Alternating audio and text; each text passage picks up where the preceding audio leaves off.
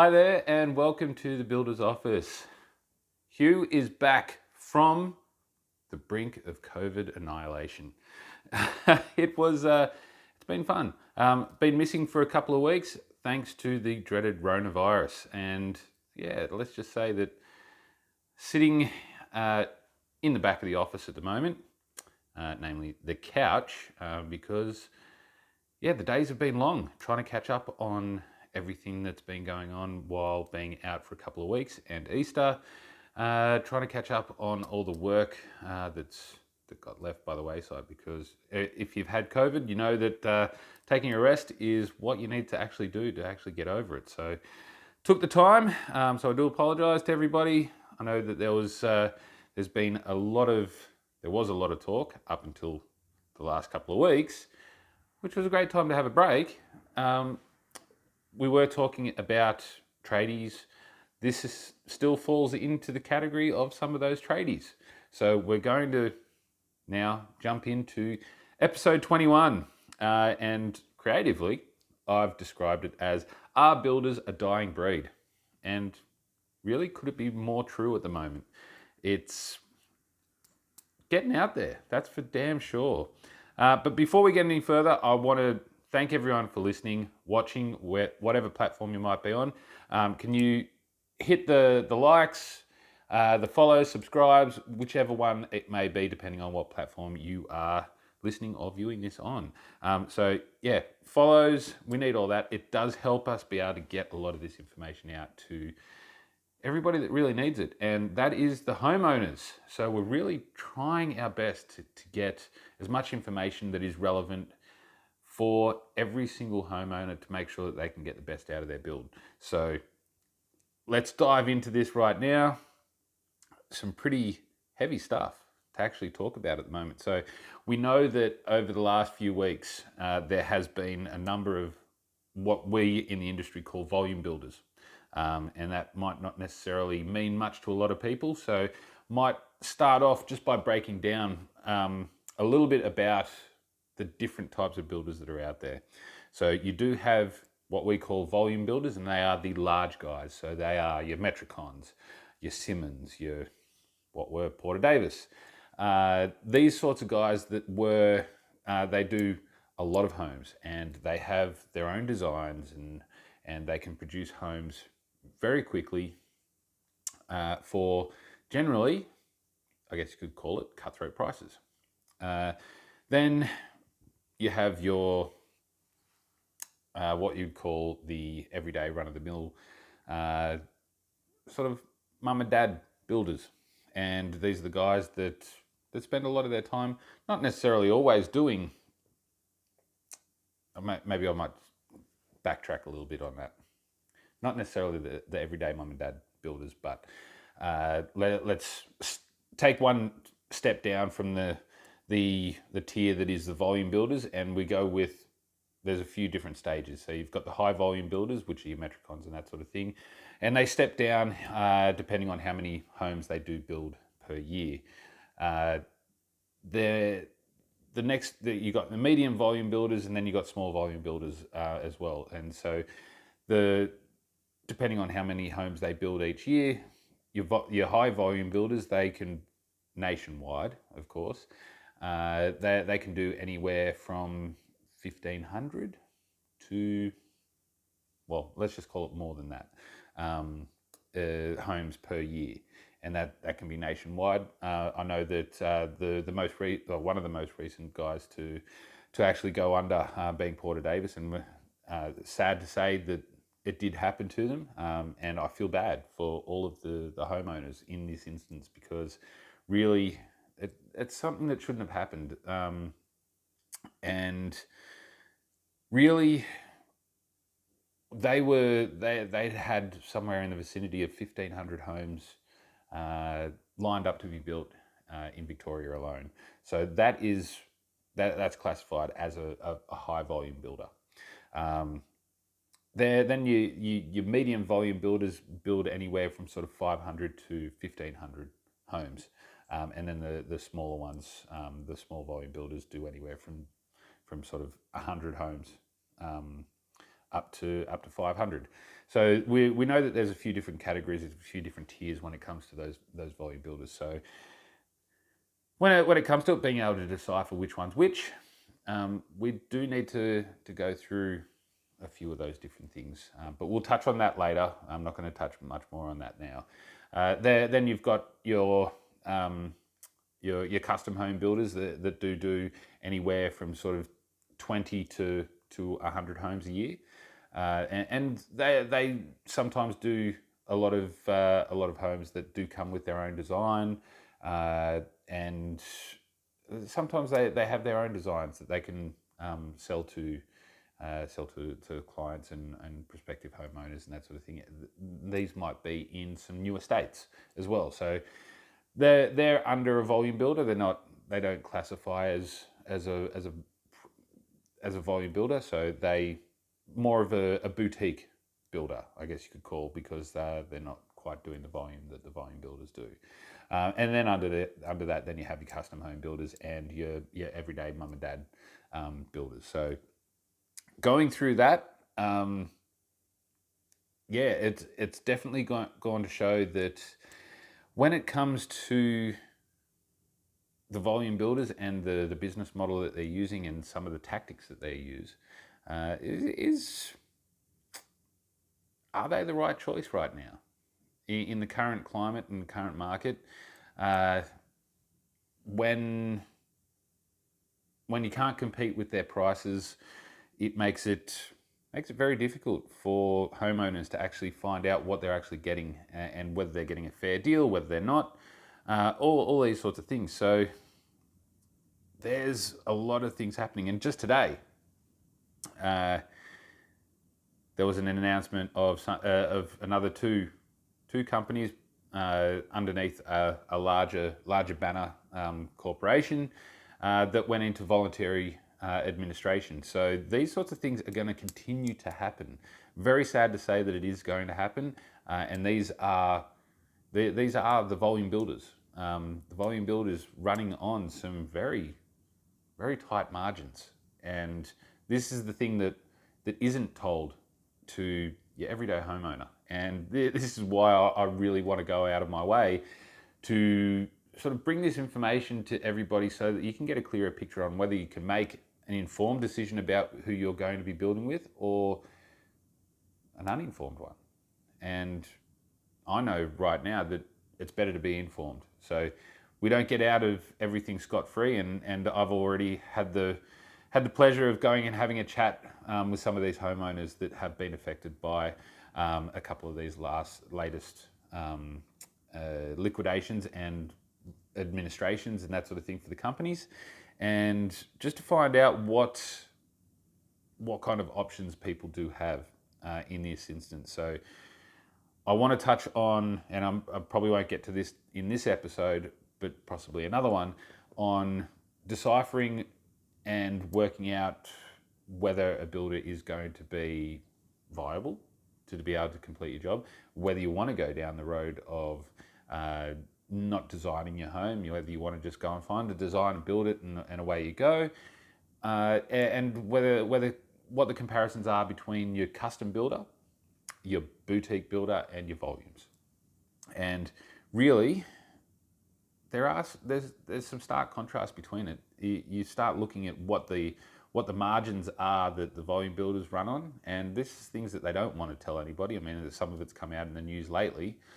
The volume builders, their margins are pretty small, and the reason they're small is so that because they are producing a large volume of homes, they, with the old business model that was there, that they were using, it was viable because there wasn't the price rises, there weren't the issues with trades, there wasn't the problem with people not coming to work because of COVID and experiencing that delightful little gremlin, I guess we could call it. One of the things that really sort of stood out was because of those margins being so low, any price rises, and the ones that we have been affected by just recently with COVID and over the last 3 years, like these price rises have been gouging everything, and nobody's been immune to it. As much as people want to believe that The builders are out there and they're making an absolute killing, and they can afford to be, they can afford price rises. Well, the simple fact of the matter is that they can't. And everybody that thinks they do, and this doesn't stop with the general public. I mean, trades believe that a couple of $1,000s on their bill is going to be something that a builder can absorb. But imagine if it's 10 trades that say, a couple of $1,000 adds up to 20 grand.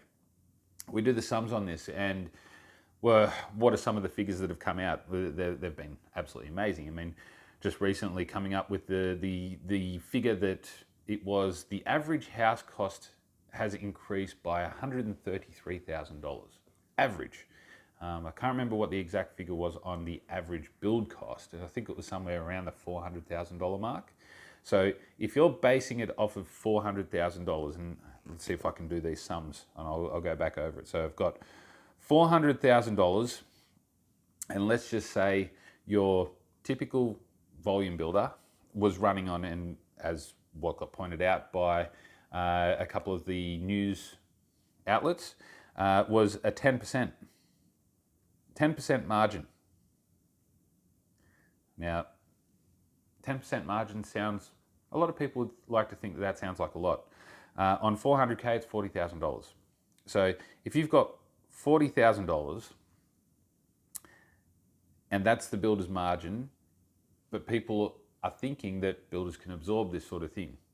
And this is where a lot of volume builders are being caught out, and we're hearing of volume builders asking for $100,000 more on contracts that they've already signed and already commenced projects on, and renegotiating the contracts because of this exact issue. $400,000, 10%, $40,000, but price increase has been 133 grand. They're already out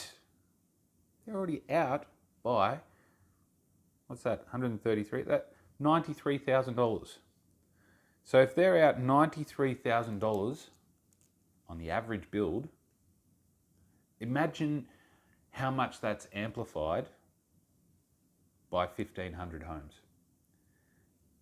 Nobody can absorb that.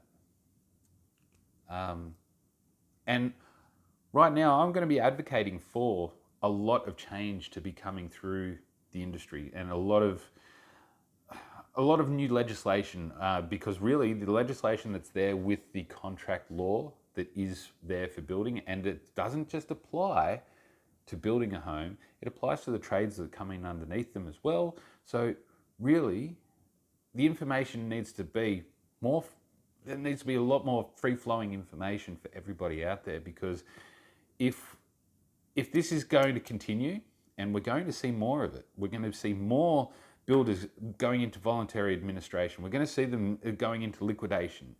It's not going to stop right now. Like,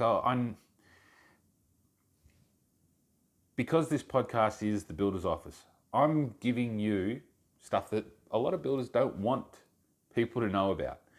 And if I'm going to be doing that, my head's probably going to be on the chopping block at some point in time, with people saying, oh, you're giving out this information and people don't need to know that. Well, sadly, we're living in a time right now where people need to know this information. If we've got, what did I see something today? And this blew my mind. If we just go through one of the fundamental things that has gone wrong for some of these homeowners that have been left in the lurch by Porter Davis, and I hate to bring this one up again, but when it comes to the home warranty insurance, it is written into every contract, into law, that home warranty insurance has to be purchased for the homeowner before a deposit can be paid.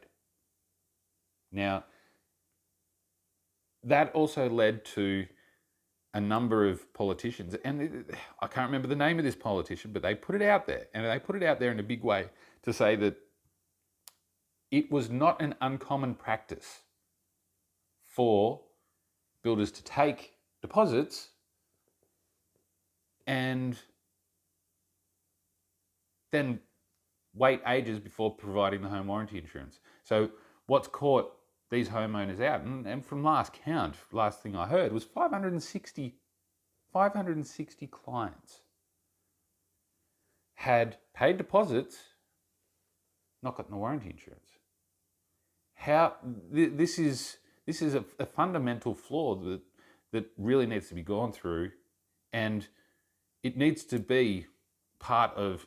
I know that there are, with a lot of the things that we do with our company and providing all this information up front to clients and prospective clients and at contract signing, it is going through it and pulling out all the fun little stuff out of the contract and the contract law and the consumer guides, because there are consumer guides, and I'll do my best to make sure that we can get some links underneath the video and the podcast. If you're listening on Spotify or anything like that, just try to get some of these links in there so that you can go and find some of these consumer guidelines and the consumer what do you call them?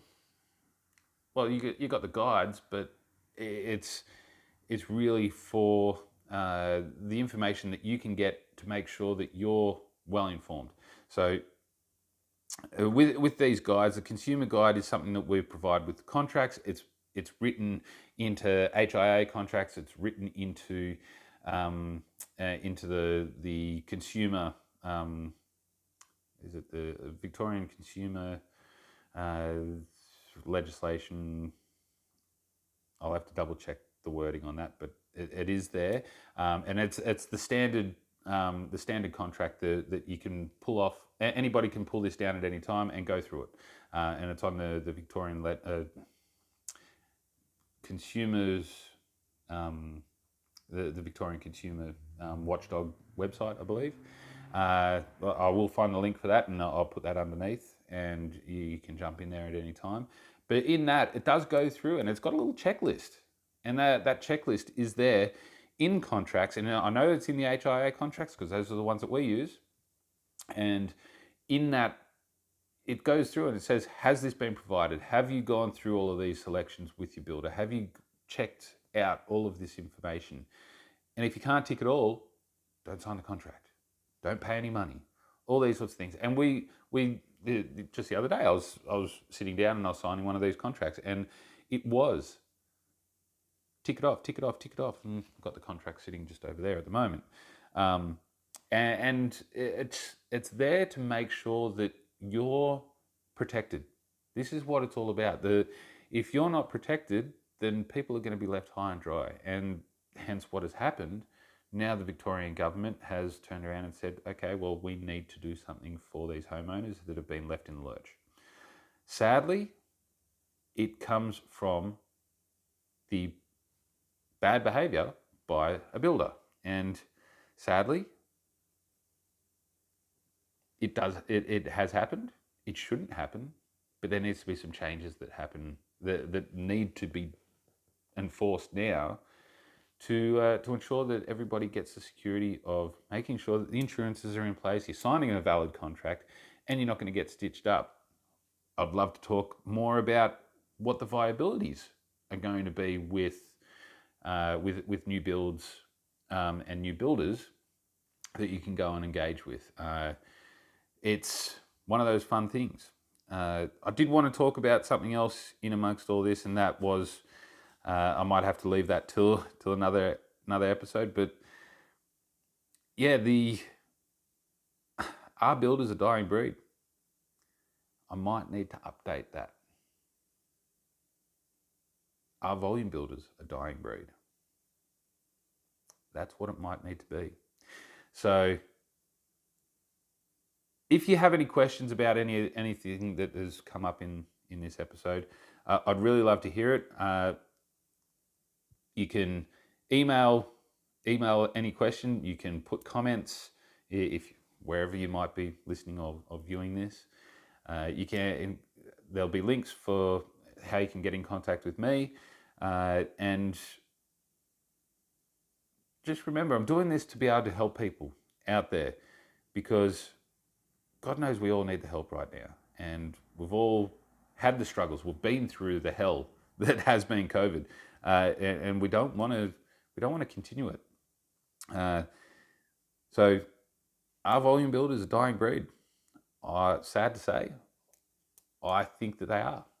And with reforms and with changes to the industry and the shake-up that has happened over the last couple of years, it's been needed, because how many people have gotten a poorly built house or a bad experience and issues that have arisen from building a home, and they haven't gotten what they're paid for.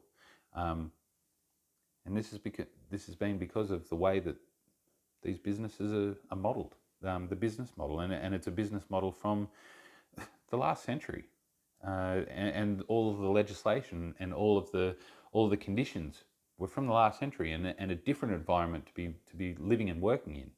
So there definitely needs to be some change, and I'm going to be a big advocate for it.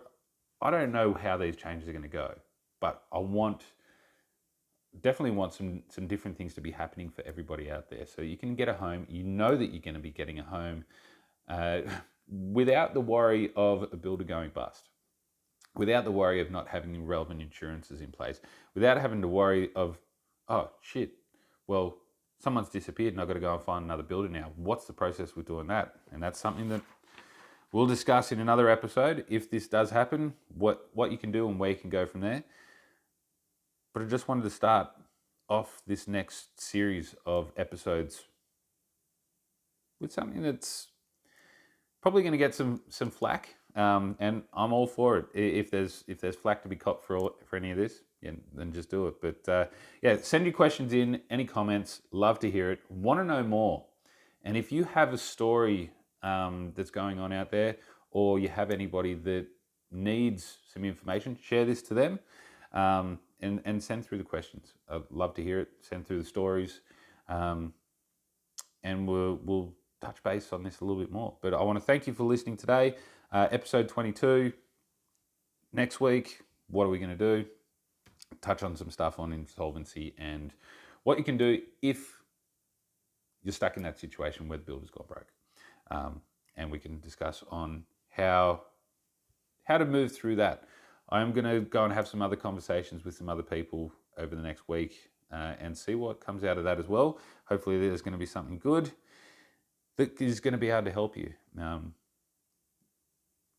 But yeah, thanks for joining me today. I look forward to seeing you next week, and what comes out of that will be amazing. So everybody have a great week. Hope this has helped. Hope this has been enlightening. Share, like, subscribe, all the good stuff. Get this out there. Thank you very much. This is Hugh, the Builder's Office. See you next week.